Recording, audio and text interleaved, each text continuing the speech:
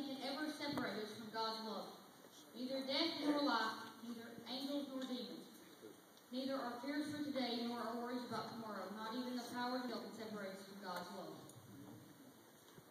I go to Judson College in Marion, Alabama, and if you would have asked me this about 6 years ago, I would have told you, no, I'm not going to an all-girls school. I have no desire to go to an all-girls school. But apparently God had other plans. When I was like 8th grade, my life started turning down like to down a terrible dark road.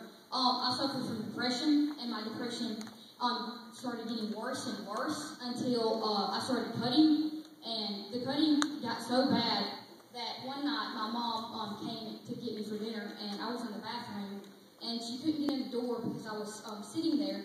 Well, long story short, I was cutting up my wrists, and this went on for a few months, and it got worse until school started, which made it that much worse. And so we started going to concerts. My sister loves Skillet. It's a rock band, if you've ever heard of them. So we went to Fuego in August of 2007, and so after that, it kind of got a little better, but this, in the end, it still ended up worse. And by October was my breaking point. I was taking Benadryl and Lortabs when I would get home in the morning frequently, and so I remember one night begging, like, God, if you are real, then help me with this. Like, take me away from all the depression. I had no friends. I didn't talk to anybody. And so I had no one there for me. I felt like my parents thought I was just like, I don't know, I was like a bothersome to them. And so we argued a lot. And so I went to a concert in Tuscaloosa, Alabama, August 27, 2007. And Britt Nicole was there. If you've heard of her, she's awesome. If you haven't, YouTube her. Fantastic. And so in the middle of her set, I knew one of her songs she was playing. And in the middle of the set, she gets down on the edge of the stage praising me about everything that I've been going through. And it was at that moment where it was like God's like, Bethany, you have a plan for I have a plan for your life.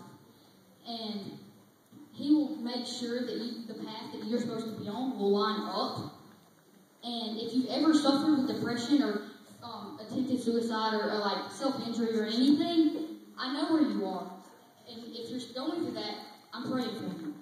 Every night before I go to bed, I make a point to pray for all like the hurting in the world, because there are so many teenagers that are going around in this world with dealing with depression, suicide, drugs, and anything like that. Teenage suicide is starting on the last time I checked, it was the third most leading cause of death among teenagers. Some are arguing that it's it's going up to the number one. So after that concert, I realized that hey, maybe God is there for me, and He has a plan for me. And it's took several years. It's been 5 years this past October that from that night that I got saved, that Jesus told me, hey, your life is worth it. And it's amazing.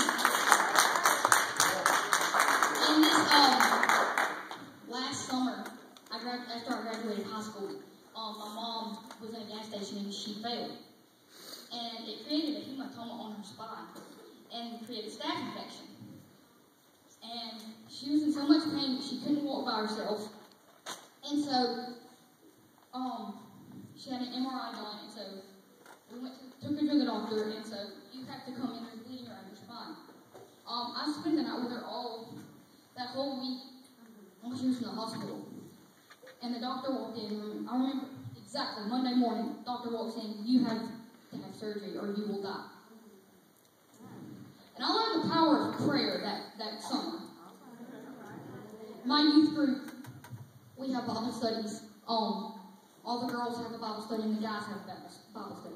And that Monday, that same night, all the girls from our Bible study comes up. I didn't know they were coming until my sister is walking down with my brother now on the elevator, and they're there. And so that night we all prayed. Me and Carl, my twin sister Carla, she's not here with us, but we got in the middle of them, and they prayed for us. And then I saw that prayer works.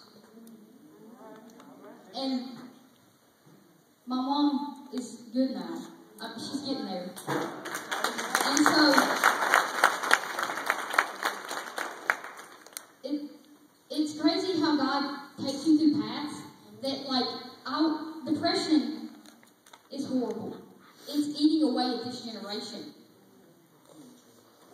And self-injury, self-harm it puts teenagers in mental institutions, because most do that because they have gotten so depressed and so numb that they just want to feel something. And it gives them like that, it just makes them feel something that they're alive. Because I've been there, I know how it feels. The cutting, it gives you something. I don't know, it's really weird to explain. But it takes away that numbness, but it ends up getting worse, and it just gets worse. And so maybe sometimes it feels like it's a good thing, but in the end it's not. And I'm at Judson now, like I said before, and I wouldn't want to be anywhere else.